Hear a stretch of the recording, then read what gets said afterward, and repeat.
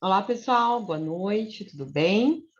Para quem não me conhece, sou a professora Paula e esse semestre eu vou ministrar a disciplina de processos de gestão de obras no curso de arquitetura aqui para vocês.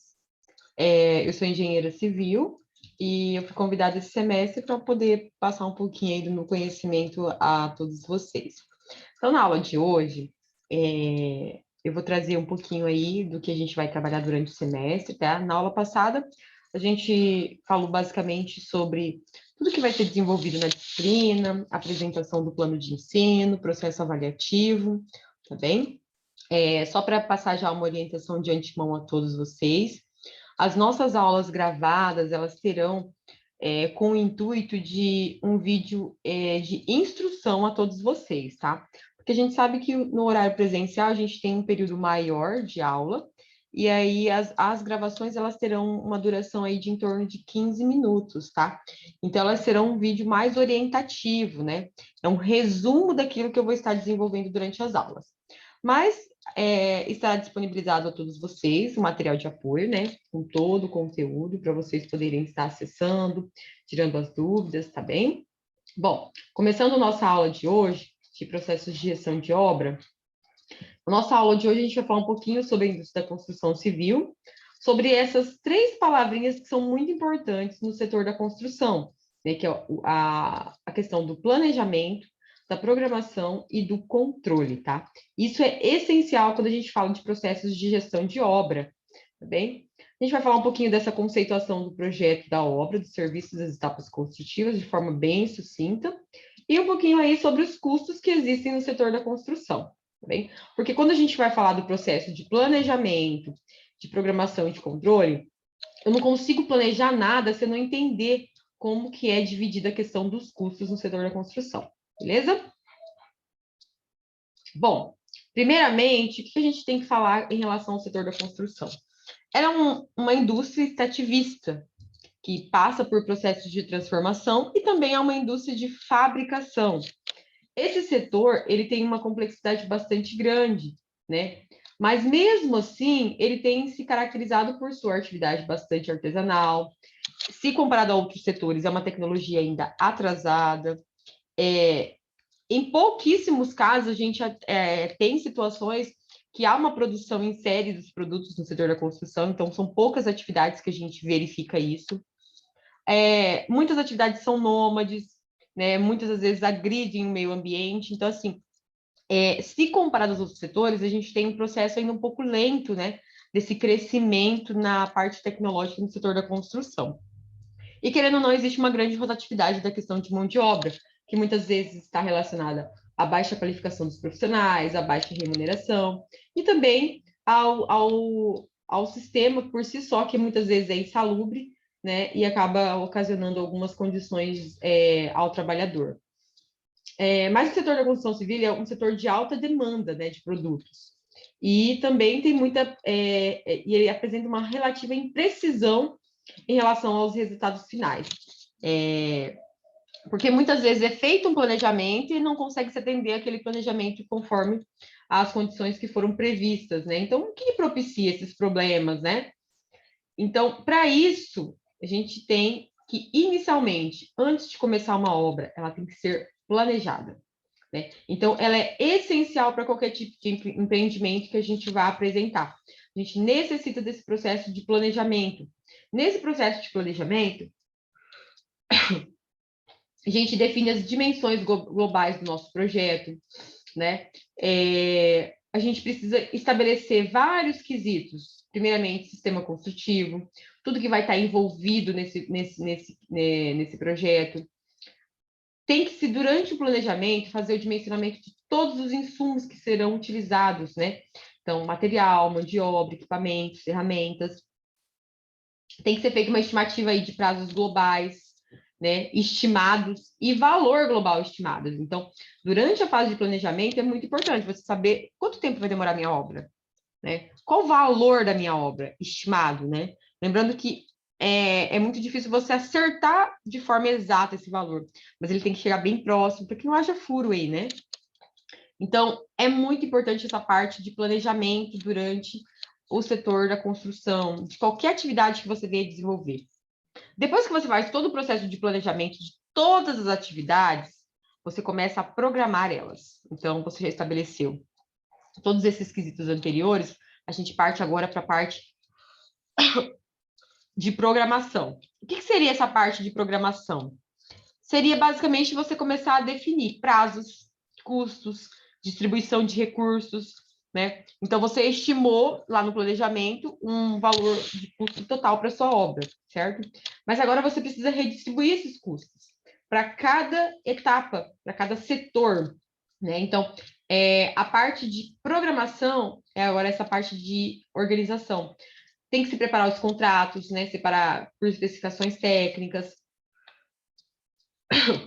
programar toda a parte de suprimentos. Muitas vezes os materiais eles são de fora, né? Então você tem que se organizar em relação a esses prazos, solicitar a compra para que chegue naquele período que se deseje, né? Para que ele não chegue tão cedo, porque muitas vezes você não tem um recurso para pagar aquilo, e também que ele não atrase, para que não venha interferir aí no prazo da sua obra.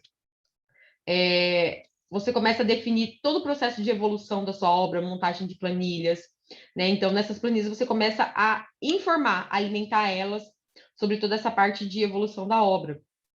Análise dos progressos alcançados, sugestão até de medidas corretivas, né, em caso de alguma eventualidade, né? Então, são tudo coisas que você consegue fazer na parte de programação. Além disso, você tem que, nessas planilhas, você tem que permitir um sistema de realimentação. Então, a partir do momento que você programou algo e aquilo não foi atendido, você permite que você consiga inserir uma reprogramação daquele sistema. E aí, feito toda essa parte de programação de todas as etapas da sua obra, a gente vai para a parte de controle. Então, de que forma que eu consigo controlar o desenvolvimento da minha obra? Então, a gente planeja, monta todo o processo de organização para controlar, a gente planeja e a gente monta todo o processo para programação de todas as atividades da nossa obra, para depois a gente ir para a etapa de controle. Então, a etapa de controle está relacionada às medições periódicas. Então, quando você tem uma obra, muitas vezes ela é financiada, então você trabalha com processos de medição. Então, organizar esses processos de medição, comparar executado, né, o previsto com o executado, então, o previsto com o executado, o que foi previsto para ser medido, o que foi previsto para ser pago naquele mês, né? Todas essas análises a gente precisa agora nessa etapa de controle, que é a etapa que a obra realmente começa e você começa a alimentar todas as planilhas que você colocou lá na programação, tá? Então, você tem vários processos aqui, né? Começa a tomar algumas conclusões, tomar algumas medidas corretivas em caso de ineficiência de alguma dos itens que foi feito anteriormente, né?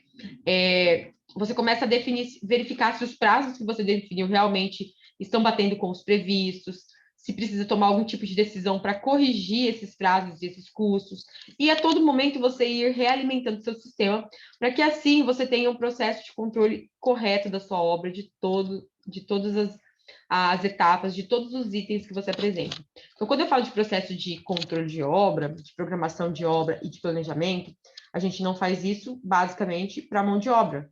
A gente faz isso para mão de obra, material e todas as ferramentas e equipamentos que a gente tem a ter no canteiro de obra. Porque a gente precisa desse todo o processo de organização, tá? E basicamente, vamos definir aí o que é o projeto, né? Quando a gente tem um projeto, esse projeto ele tem algumas etapas, atividades principais que envolvem ele. Então, desde um desenvolvimento de projeto, para a gente iniciar ele, a gente precisa avaliar a sua viabilidade técnica e econômica. Daí a gente vai começar a fazer estudos preliminares para verificar se ele realmente pode ser executado. Daí a gente parte para um projeto básico. Aí esse projeto básico, a gente parte para esse projeto básico, mostra para o cliente, realiza as correções, aí a gente parte para o nosso projeto definitivo e, consequentemente, o executivo composto por todos os demais projetos, tá? E tendo o projeto em mãos, aí a gente consegue falar um pouquinho da nossa obra.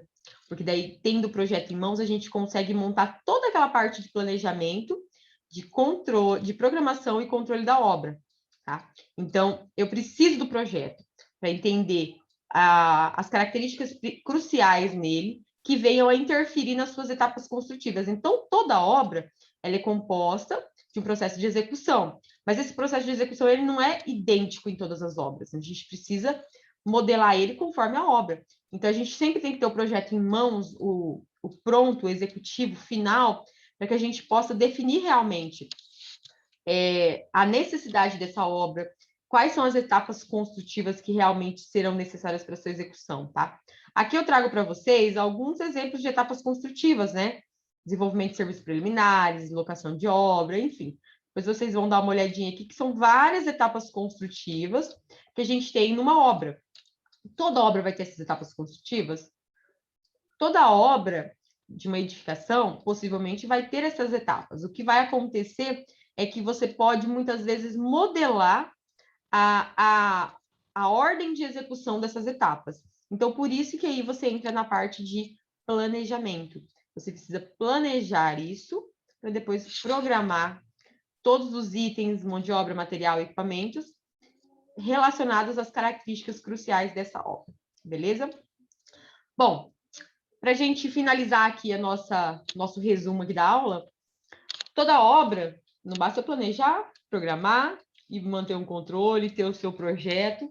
Se eu não entender o custo disso, né? O que significa os custos no setor da construção, né? Ou em qualquer setor, a gente tem que entender o que realmente é o custo, tá? Porque senão a gente não consegue trabalhar com uma margem, né? Uma porcentagem aí de lucro. Então, a gente tem que conhecer exatamente quais são os custos que a gente tem numa obra e a classificação deles, beleza?